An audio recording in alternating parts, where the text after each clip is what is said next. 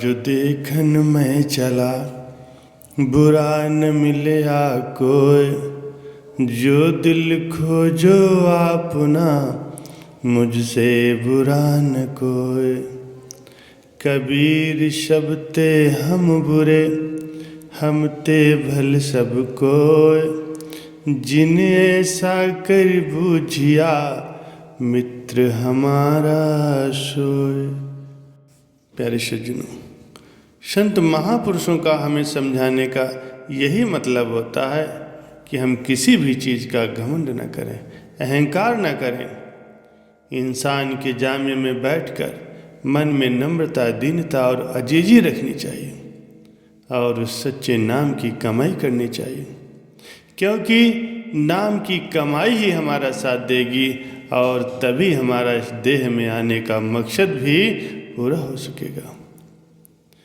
शब्द या नाम की कमाई के सिवाय और कोई भी तरीका नहीं है जिससे हम देह के बंधनों से छुटकारा प्राप्त कर सकें।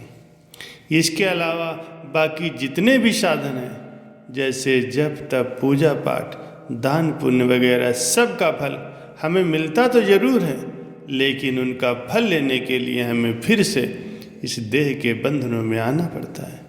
नेक कर्म करते हैं तो राजा महाराजा बन कर के आते हैं, सेठ साहूकार बन कर के आते हैं, ज़्यादा से ज़्यादा बैकुंठों और स्वर्गों तक पहुंच जाते हैं। लेकिन ये भी तो भोग योनियाँ हैं जो एक निश्चित समय के लिए होती हैं, उनके बाद फिर से हमें 84 के जेल खाने में आना पड़ता है। लेकिन नाम की कमाई हमें हमेशा के लिए देह के बंधनों से आज़ाद कर देती है।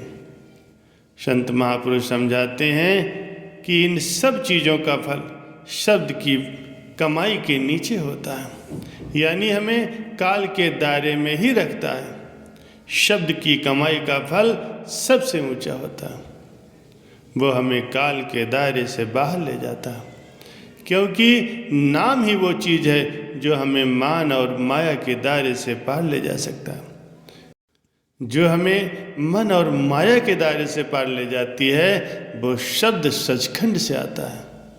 काल की सीमा ब्रह्म और त्रिलोकी तक है, इसलिए हम शब्द को पकड़ करके काल की हद से पार चले जाते हैं। प्यारे सज्जनों, क्या कभी सोचा है हमें बार बार इस संसार सागर में क्यों आना पड़ता है? हमारे कर्मों का हिसाब हमें ही देना होगा, और जो भी हमने अच्छे या बुरे कर्म किए हैं उनका फल हमें ही भोगना पड़ेगा। पता नहीं कितने जन्मों से तेरी मेहरबानियों से झोलियाँ मेरी भरी हैं, बस हाथ न हटाना सिर से अपना मेरे सतगुरु। मेरी हर एक सांस तेरे पास गिरवी पड़ी है। एक मुल्क का बादशाह बीमार हो गया। जब बादशाह ने देखा कि उसके बचने की अब कोई उम्मीद नहीं है, तो उसने अपने मुल्क में ऐलान करवा दिया कि वो अपनी बादशाहत उस व्यक्ति के नाम कर देगा जो उसके मरने के बाद उसकी जगह एक रात कब्र में गुजारेगा।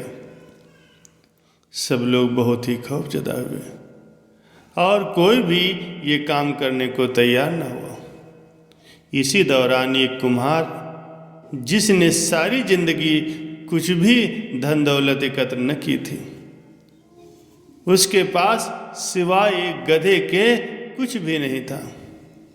उसने सोचा कि अगर वो एक रात उस बादशाह की कब्र में गुजार लेगा तो वो बादशाह बन जाएगा। और हिसाब किताब में क्या जवाब देना है जब उसने कुछ किया ही नहीं, जब उसके पास धन दौलत कुछ है ही नहीं। उसके पास तो सिर्फ एक गधा था। बस उसने ऐलान कर दिया कि वो एक रात बादशाह की जगह उसकी कब्र में गुजारेगा।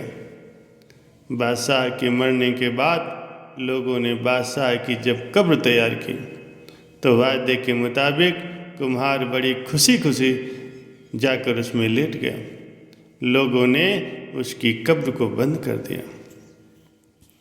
कुछ वक्त गुजरने के बाद फरिश्ते आए और उसको उठा करके कहा, उठो और अपना हिसाब दो। उसने कहा, भाई साहब हिसाब किस चीज़ का दूं, मेरे पास तो सारी जिंदगी थी, लेकिन मैंने कुछ भी उसमें नहीं किया, कोई भी धन दौलत एकत्र नहीं की। हमारे पास तो सिर्फ एक गधा ही था। फरिश्ते उसका जवाब सुनकर जाने लगे, लेकिन फिर एकदम से रुके और बोले, जरा इसका नामा अमाल खोल कर तो देखो कि इसमें क्या है। बस फिर क्या था।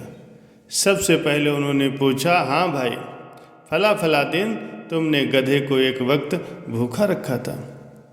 उसने जवाब दिया, हाँ। फौरी तौर पर हुक्म हुआ कि इसको 100 कोड़े मारे जाएं। उसकी खूब धुनाई शुरू हो गई। उसके बाद फिर फरिश्तों ने सवाल किया, अच्छा ये बताओ कि फला फला दिन तुमने ज़्यादा वजन लाद कर उस गधे को मारा था। उसने कहा, हाँ। तो फिर हुक्म हुआ कि उसको 100 कोड़े और मारे जाएं। फिर मार पड़ना शुरू हो गई। कहने का अभिप्राय ये है कि उसको सुबह तक मार ही पड़ती रही। सुबह सब लोग एकत्र हुए और कब्र की खुदाई की गई ताकि अपने नए बादशाह का इस्तकबाल कर सकें। जैसे ही उन्होंने कब्र खोली तो उस कुम्हार ने बाहर निकलकर एक तरफ दौड़ लगा दी। लोगों ने पूछा, बादशाह सलामत, किधर भागे जा रहे हो? तो उसने जवाब दिया, ओ भैयों, पूरी रात में एक गधे का तो हिसाब नहीं दे सका, तो पूरी रियायत और पूरे मुल्क का हिसाब भला कौन देगा। प्यारे सज्जनों, कभी सोचा है कि हमें भी हिसाब देना है और पता नहीं किस किस चीज़ का हिसाब देना पड़ेगा, जो शायद हमें अब याद भी नहीं है। जब हमारे अंदर नम्रता और दीनता आएगी तो हमारा ध्यान मालिक की भक्ति की ओर लगेगा। ये केवल संतों की संगत के ही द्वारा संभव है। ऐसे संतों की संगत की बख्शिश और कृपा से ही मिलती है। सच तो ये है कि जब मालिक बख्शिश करेंगे तभी हमारा ध्यान उनकी भक्ति की ओर, उनके प्यार की ओर जाएगा। यानी उस मालिक को जब मंजूर होगा तभी हम उसकी भक्ति कर सकेंगे। हम दुनिया के जीव अंधे हैं। कुल मालिक आँखों वाला है। अंधे की ताकत नहीं है कि आँखों वालों को वो पकड़ सके। जब तक आँखों वाला अंधे को आवाज़ देकर उसे अपने पास नहीं बुलाता या अपनी अंगुली पकड़कर उसे अपने साथ नहीं ले चलता, तब तक वो उसको नहीं ढूंढ पाएगा। हम दुनिया के जीव इस माया के जाल में फंस करके मालिक को भूल कर अंधे और बहरे हो गए। मालिक की कृपा होगी तभी हमारा ख्याल उसकी भक्ति की ओर जा सकता है। हजरत ईसा भी बाइबल में कहते हैं, इसीलिए मैंने तुमसे कहा था कि कोई भी मनुष्य मेरे पास नहीं आ सकता जब तक कि मेरे पिता से उसे ये बख्शिश न मिली हो। यानी जीव की कोई ताकत नहीं कि वो मालिक की ओर जाए जब तक कि मालिक ही उस पर बख्शिश न करें। जब तक हम उस परमपिता परमात्मा के हुक्म में नहीं चलेंगे तब तक हमें इसी तरह बार बार मनुष्य जन्म में आना पड़ेगा। 84 के चक्कर से छुटकारा नहीं हो सकता। अगर हम परमात्मा के हुक्म में चलते हैं, सतगुरु के बख्शे हुए नाम की कमाई करते हैं, हक हलाल की कमाई खाते हैं, भजन सिमरन करते हैं, तो निश्चय ही हम उस परमपिता परमात्मा के साथ मिल सकते हैं। हम परमात्मा को पा सकते हैं। हमें चाहिए कि हम भजन सिमरन करते रहें और अपने जीवन का कल्याण करें और संत महापुरुषों की दया के पात्र बनें।